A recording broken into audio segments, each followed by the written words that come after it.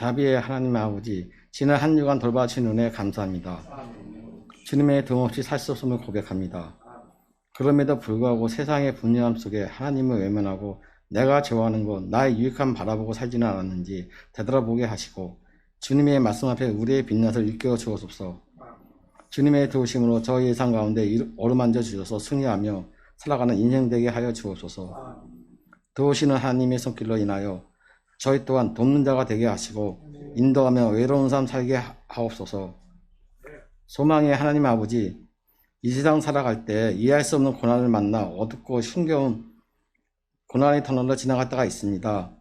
주님의 앞에 솔직하게 마음을 쏟아놓고 기도하며 오직 주님께만 소망을 두고 이겨나갈 수 있도록 늘 새 힘을 공급하여 주옵소서.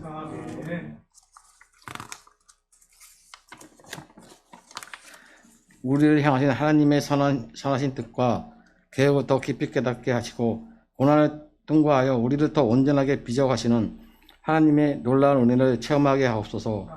고난 중에 있는 교우들이 있습니다. 하나님의 자비와 긍휼로 베풀어 주셔서 간단하게 나아갈 수 있는 힘과 믿음을 더하여 주옵소서. 이 나라와 이 민족을 사랑하시는 하나님 아버지, 대한민국이 정의로운 나라가 되게 하시고 의뢰한 자들에게는 진정으로 국민과 나라를 사랑하는 마음으로 일하게 하옵소서. 교회 공동체는 각자의 목소리를 내는 게 아닌 하나님의 안에서 선한 일에 동참하여 지독한 하나님의 말씀을 이 땅에 흘려보내는 구원의 통로가 되게 하여 주옵소서. 우리의 모든 것 전부가 되신 하나님 아버지, 우리의 영의 양식이 되는 하나님의 말씀을 듣습니다. 이 시간 담임 목사님 주님의 말씀을 대언할 때 성령으로 기름 부어 주어서 성령의 목사님 말씀이 선포되게 하시고 말씀에 힘입어 양육관에 장롱케 하여 주옵소서. 주님의 말씀을 듣는 귀와 마음을 허락하여 주시고 마음을 통하여 주님을 더욱 알아가는 시간 되게 하여 주옵소서. 오늘 이태원 참전에서 많은 사람들이 사상자가 발생하였습니다. 그들의 명복을 바라며 예수 그리스도의 이름으로 기도합니다. 이 시간 함께 나눌 말씀은 신명기 30장입니다.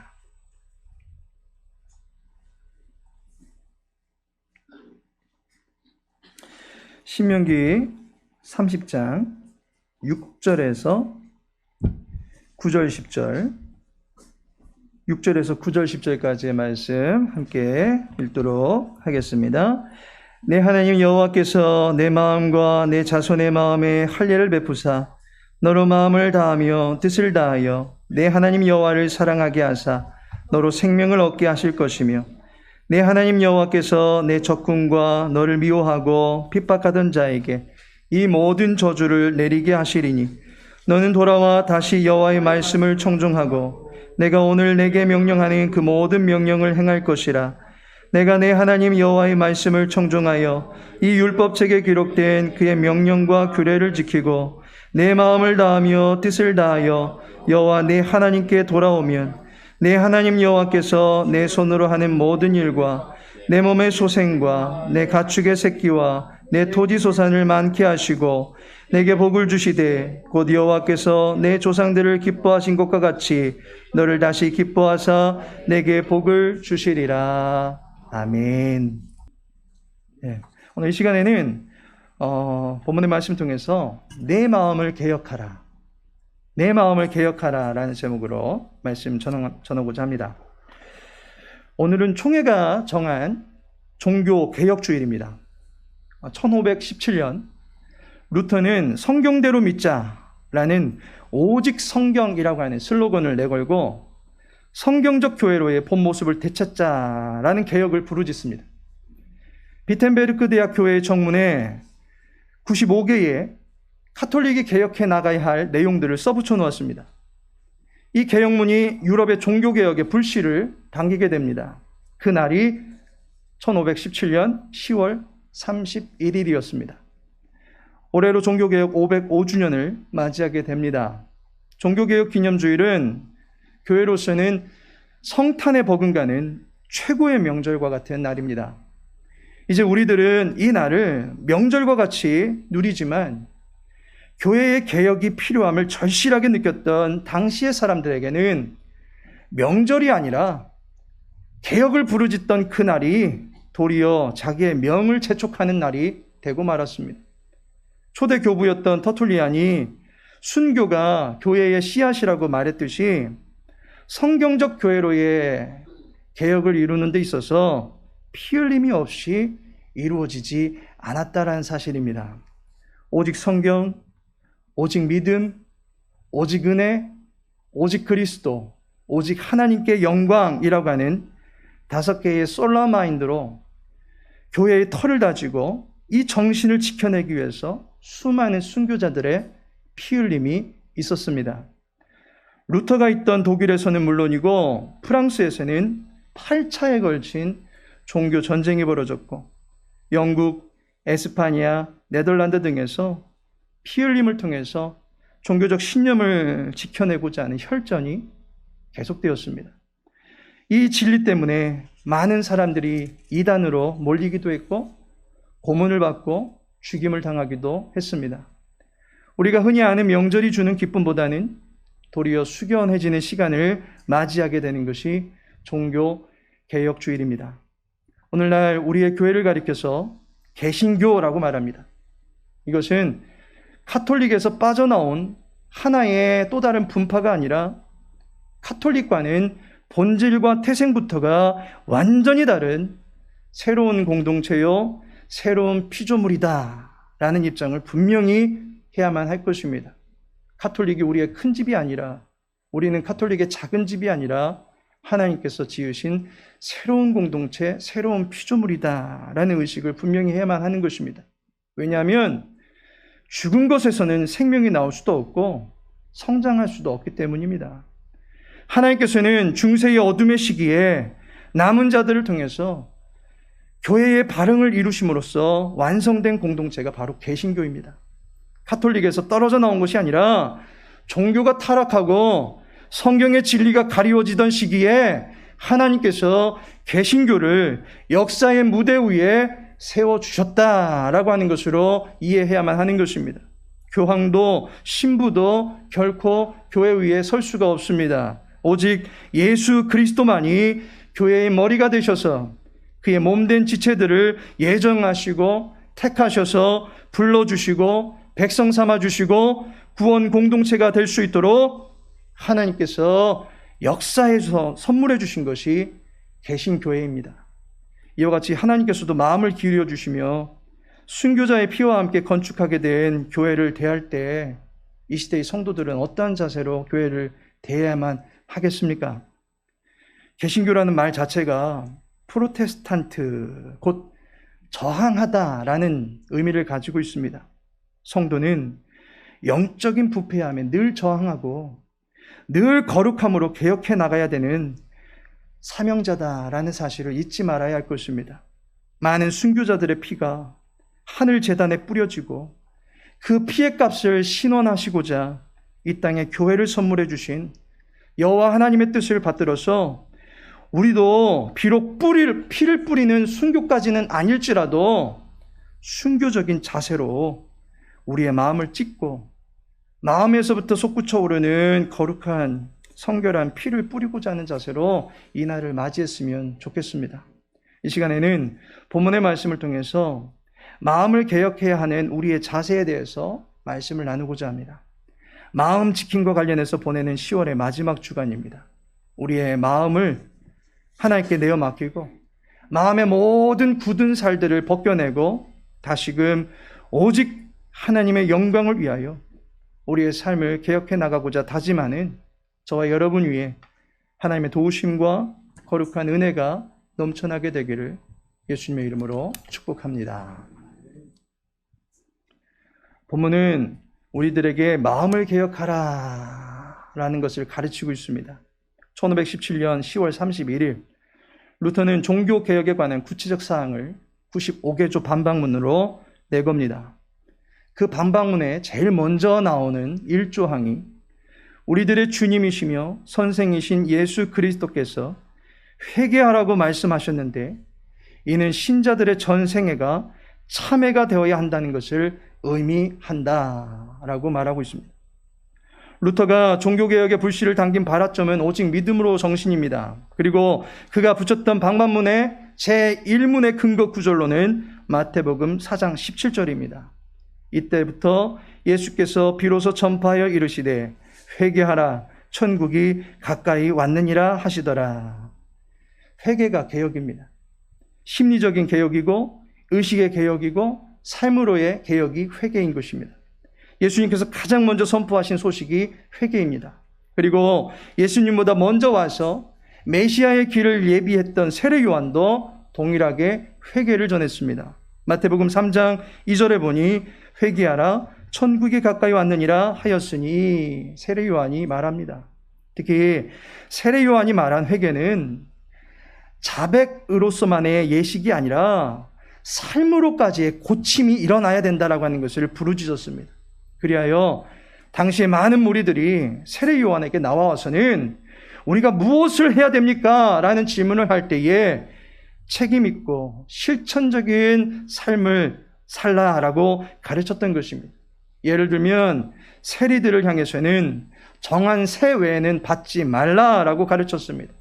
군인들에게는 급료에 만족하고 무력을 대동하지 말라라고 가르칩니다. 부자들에게는 나누며 살아라라고 가르칩니다. 저마다 입장에서 정도를 따라가라라고 가르쳐 주었습니다. 웨슬리 신학의 뿌리를 두고 있는 감리, 성결, 구세군, 순복음, 나사렛 교회 등에서는 메소디스트 운동을 강조합니다. 이것은 입으로만 하지 말고 삶의 성결을 이루자라고 하는 7가지 실천적인 운동을 가리킵니다. 그 내용들을 요약해보면 기도를 하는가? 하나님 앞에서 즐거워하는가? 감사하는가? 욕심을 내지 않는가? 옳은 일을 하는가? 하나님의 사랑을 느끼는가? 말과 행동으로 하나님을 기쁘시게 하는가입니다. 회개를 통한 마음으로의 개혁이 곧 삶으로의 개혁으로까지 이어질 수 있게 하는 것, 그 사람이 진짜 그리스도인이다 라고 하는 것을 메소디스트 운동이 강조하고 있는 것입니다. 본문 6절을 보시면 내 하나님 여호와께서 내 마음과 내 자손의 마음에 할례를 베푸사 라고 말씀하고 있습니다. 마음에 할례를 베푸신다 라고 말합니다. 우리의 마음에 가죽을 벗겨낸다라는 그런 의미입니다. 마음으로의 개혁을 여호와 하나님께서 이루어 주신다라고 하는 것입니다. 할례를 베푼다. 곧 여호와 하나님께서 우리들의 마음을 개혁시켜 주신다라고 말하고 있는 것입니다. 그러고 나면 우리는 할 일이 없는 것입니까? 하나님께서 하신 것이면 이제 다 끝난 것입니까? 실제로 할례는 살같이 하는 것입니다. 그런데 오늘 말씀은 살해하던 그 할례를 어디에다가 끌어다가 적용시키고 있습니까? 마음입니다. 살해하는 할례는 살 가죽을 도려내어 벗겨내면 그만입니다. 그런데 마음은 대체 어떻게 도려내는 것입니까? 하트 모양으로 도려내고 예쁘게 수술 부위를 꿰매는 신종 의료 기술이 요즘 교계에 나왔습니까? 이것은 사람이 할 수 있는 작업이 아닙니다. 마음을 변화시키는 일, 마음이 하나님께로 확정되게 하는 일, 사람의 일이 아니라는 것입니다. 그래서 하나님의 베푸심이 필요한 것입니다. 그러고 나면 사람은 가만히 있으면 되는 것입니까? 할례 언약의 시초를 보면 아브라함 때로 거슬러 올라갑니다. 하나님께서 아브라함을 부르사 그의 이름을 아브라함으로 계명해 주시고 그가 이제 여러 민족의 아버지가 될 것이고 왕들이 그의 후손에서 나오게 될 것이고 많은 후손들이 나와서 번성하게 될 것이고 약속하신 땅에서 하나님을 기업으로 삼고 영원토록 살게 될 것이다 라고 축복의 약속을 베푸십니다. 이 약속을 아브라함과 체결하시면서 그와 피의 언약을 나누시는데 그것이 바로 할례 언약입니다. 그때 여호와께서 아브라함에게 말씀하시기를 할례를 받으라 라고 말씀하십니다. 아브라함에게 할례를 행하라 라고 말하지 않습니다. 아브라함이 자기와 이스마엘 그리고 집의 모든 사람들에게 할례를 위하여 그들의 포피를 베었음에도 불구하고 그 결과는 할례를 행한 것이 아니라 할례를 받은 것이다 라고 창세기 17장에서 계속해서 말씀해 주고 있습니다. 할례를 행하다 라고 하는 이 능동적 의미의 단어를 할례를 받은 것이다 라는 수동태의 의미로 계속해서 사용하고 있다라는 사실입니다. 그렇다면 이것은 단순히 살갗을 벗겨내는 그 행위만을 이야기하는 의미가 아니라 언약을 받았다, 말씀을 받았다, 말씀의 사람이 되었다라고 하는 의미로 이해해 볼 수 있는 것입니다. 그렇다면 이제 하나님께서 우리에게 말씀을 주셨다면 그 말씀을 받은 우리로서는 어떠한 모습을 보여야 하는 것입니까? 하나님께서 마음의 할례를 베푸셨다면 우리는 가만히 있으면 되는 것이 아니라 그에 합당한 우리가 감당해야 될 역할이 있다라고 하는 것입니다. 마음을 개혁하기 위해서 우리가 해야 될 것이 무엇입니까? 8절에 보시면 너는 돌아와 다시 여호와의 말씀을 청종하고 내가 오늘 네게 명령하는 그 모든 명령을 행할 것이라 라고 이야기하고 있습니다. 마음의 개혁은 어떻게 하는 것입니까? 첫 번째로는 제자리로 돌아오라는 것입니다. 8절에 너는 돌아와 다시라고 말합니다. 로버트 영의 히브리어 번역 성경을 보시면 이 부분을 return back이라고 번역하고 있습니다. 다시 돌아오라는 것입니다. 원래대로 복귀하라는 것입니다. 종교개혁을 가리켜서 The Reformation이라고 말합니다. 교회가 다시 본래의 형태로 돌아가야 된다라고 말하는 것입니다. 다시 돌아가야 됩니다. 다시 서야만 합니다. 다시 서야 될 언약 백성의 출발대가 어디겠습니까? 하나님 앞입니다. 칼빈은 이러한 우리의 위치를 가리켜서 호람 데오라고 말하였습니다. 여호와의 말씀 앞에 서서 하나님과 대면하여 서는 것이 종교개혁의 첫 출발점이 되는 것입니다. 8절에 보니까 너는 돌아와 다시 여호와의 말씀을 청종하고 라고 말씀합니다. 성경으로 돌아오라는 것입니다. 마음의 개혁은 내 마음대로, 내 마음 가는 대로 살아가는 것이 아니라 성경대로입니다. 성경에 기록된 대로 마음을 조정하고 마음에 생각하는 힘을 키우는 모습이 필요한 것입니다. 특별히 앞으로 우리 교육국의 자녀들이 내년부터는 큐티로 주일 예배를 드리려고 합니다. 우리 교사분들이 평소에 큐티에 관심이 참 많으신 분들이 모여 계셔가지고 그런지 큐티 예배를 드리겠다라고 하니까 벌써부터 일사불란하게 큐티 예배를 준비하고 계신 것으로 알고 있습니다. 때문에 각 가정에서는 자녀들에게 큐티책 한 권씩 꼭 선물해 주시기를 바라겠습니다. 큐티하는 자녀들, 말씀 앞에 서는 자녀들이 될 수 있도록 부모님들의 지지와 도움이 필요합니다. 책상 위에 큐티책이 놓여져 있으면 오다 가다 눈으로라도 보게 되어 있습니다. 큐티, 말씀 묵상이라고 하는 글귀를 늘 보게 되어 있습니다. 성경에 붙잡히게 해주어야 할 것입니다. 말씀은 영원한 복권입니다. 복된 권리를 갖게 해주는 참된 지침서다라는 사실입니다. 우리는 믿음 생활을 제멋대로 하려는 경향이 있습니다. 철로 역정을 통해서도 보았지만 우리의 신앙생활은 하나님의 법대로 할 때 인정받게 되어 있습니다. 그렇다면 하나님의 법을 알아야 합니다. 하나님은 우리의 인격을 빚으시면서 지성과 감성과 의지에 비타민이 골고루 섭취될 수 있도록 해주셨습니다. 우리의 지성에 말씀에 나타난 그리스도를 새겨야만 할 것입니다. 우리의 감성에 말씀으로 전해지는 그리스도의 사랑을 느낄 수 있어야만 하는 것입니다. 우리의 의지에 말씀이 명하고 있는 실천 사항들을 버킷리스트로 올려놓을 수 있어야만 하는 것입니다. 말씀을 가까이 할 때에 우리의 영혼이 건강하게 자라가게 되는 것입니다. 말씀을 마음의 출발대로 삼고 이제 달려나갈 준비를 할 수 있는 사랑하는 주의 백성들 되시기를 예수님의 이름으로 축복합니다. 두 번째로는 제자리로 돌아왔으면 출발하라는 것입니다. 돌아가야 된다 라고 하는 것으로 개혁이 시작이 되어졌다면 이제 그 개혁은 앉아서만 되는 것이 아니다라고 하는 것을 알아야만 할 것입니다. 움직여야 됩니다.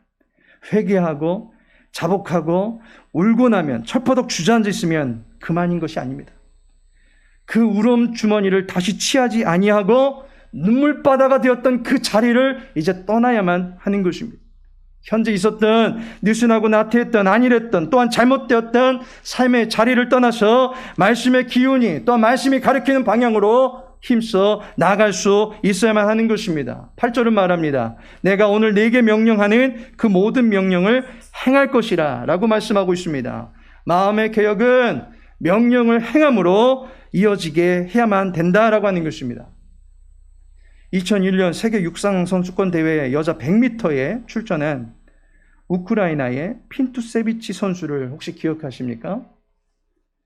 그녀가 당시 30살, 육상 선수로서는 환갑이라고 여겨지는 나이에 영원한 라이벌로서 그녀보다 3살이나 어린 미국의 메리언 존스를 꺾는 쾌거를 이루게 됩니다.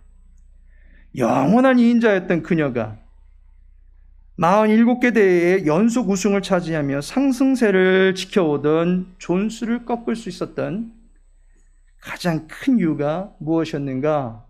많은 스포츠 전문가들이 연구한 결과 출발 반응 속도에 있었다라고 말하고 있습니다.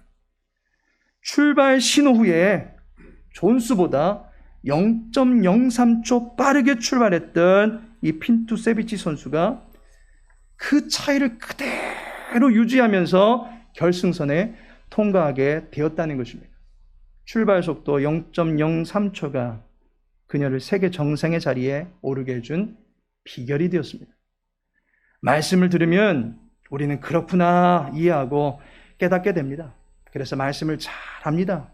그런데 그것이 머리에서 가슴으로 내려오기까지 약 45cm가 되는 그 길로 질주가 되지 않습니다.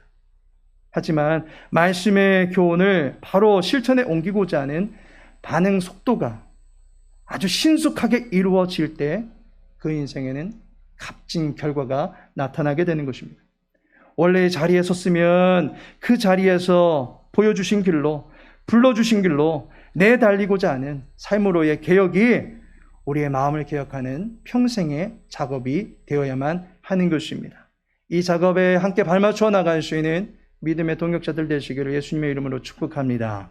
그렇다면 이와 같이 마음을 개혁하는 자에게 주시는 축복이 무엇입니까? 오늘 9절 말씀을 함께 읽어보도록 하겠습니다. 시작. 내가 네 하나님 여호와의 말씀을 청종하여 이 율법책에 기록된 그의 명령과 규례를 지키고 내 마음을 다하여 뜻을 다하여 여호와 네 하나님께 돌아오면 내 하나님 여호와께서 내 손으로 하는 모든 일과 내 몸의 소생과 내 가축의 새끼와 내 토지 소산을 많게 하시고 내게 복을 주시되 곧 여호와께서 내 조상들을 기뻐하신 것과 같이 너를 다시 기뻐하사 내게 복을 주시리라. 아멘. 마음을 개혁하는 자에게 곧 하나님 앞에 서는 자에게 주시는 복이 무엇입니까? 마음을 지키는 자에게 생명의 근원이 이에서 난다라고 잠언이 말씀하고 있습니다. 모든 생명이 그에게서 나온다고 신명기 기자도 말하고 있습니다. 하는 일들마다 생명의 기운이 부어져서 번영케 됩니다. 몸 안에 생명의 기운이 주입되어서 그가 돌보는 모든 일들마다 충만함이 나타나게 된다라고 말씀하고 있습니다. 우리의 영혼에도 생명이 주입되어서 여호와 하나님과 기쁨의 관계를 맺으면서 살아갈 수 있게 된다고 말해주고 있습니다. 마음을 지키는 자에게 주시는 생명의 기운이 풍성하게 넘쳐나는 복을 누릴 수 있는 우리 모든 성도님들 되시기를 예수님의 이름으로 축복합니다. 하나님께서 사랑하시는 성도 여러분, 10월의 마음 돌판과 관련해서 시리즈로 전한 설교를 이제 최종적으로 마무리 짓습니다. 10월의 마음 돌파는 잠언 4장 23절의 말씀입니다. 모든 지킬 만한 것 중에 더욱 내 마음을 지키라. 생명의 근원이 이에서 남이니라. 우리의 마음을 지킬 수 있게 늘 깨우쳐 주시는 분이 여호와 하나님이십니다.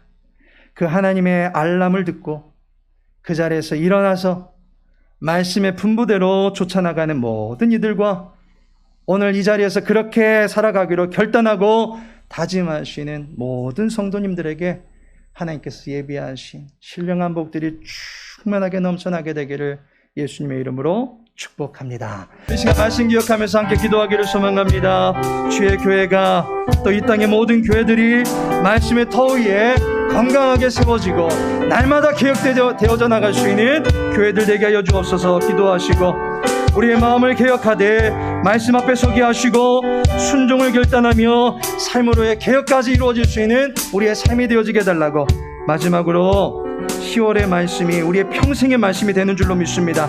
생명의 근원이 나게 되는 우리의 마음을 지켜갈 수 있도록 여호와 하나님 도와달라고 우리 시간 함께 합심하여 기도하겠습니다.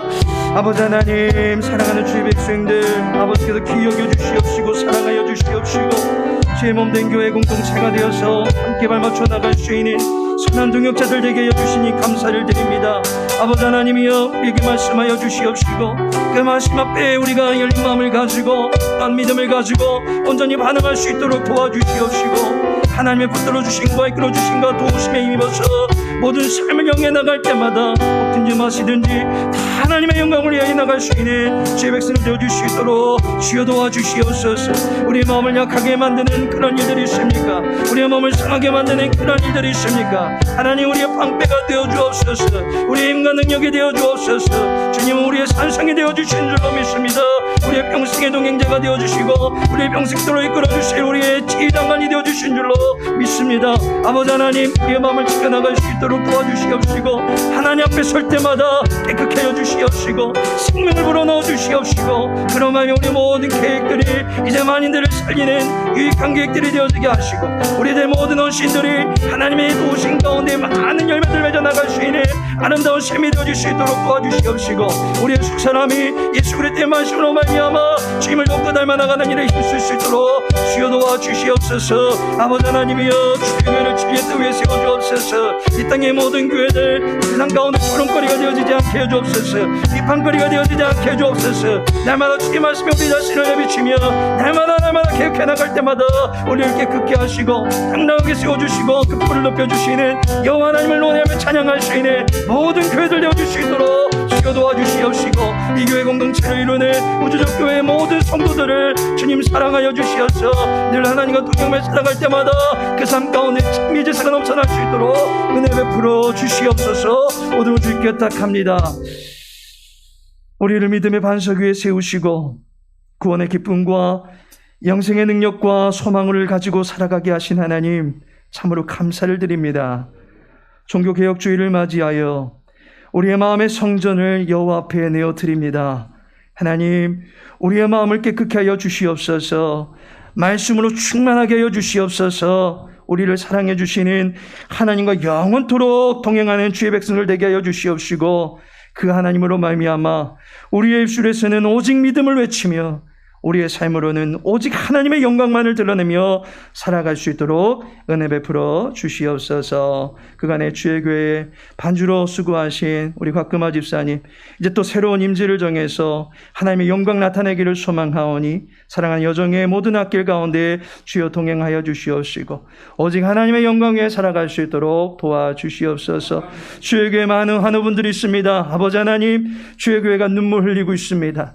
애통하고 있습니다. 넘어지고 쓰러진 가운데 있습니다. 우리의 능력이 되어주시옵시고 구원의 뿔이 되어주시고 생명의 능력이 되시는 여호와 하나님의 놀라우신 은혜 가운데 우리 함께 주의 나라를 일구 갈 수 있는 믿음의 동역자들로 견고하게 세워질 수 있도록 은혜 베풀어 주시옵소서. 주에게 이후로의 모든 삶 가운데 함께 하실 주님만을 기대하오며 예수님의 이름으로 기도합니다. 아멘. 지금은 성자 예수 그리스도의 은혜와 성부 하나님의 크신 사랑과 성령 하나님의 내주교통 인도하심이 마음을 개혁해 주시는 하나님의 능력 가운데 이제 거룩하고 깨끗한 교회가 되어져서 오직 하나님의 영광 위에 살아가기를 소망하는 주의 백성들 위해 저들의 삶 위에 간구하는 모든 기도 제목들 위해 이제로부터 영원토록 함께 하실지어다. 아멘.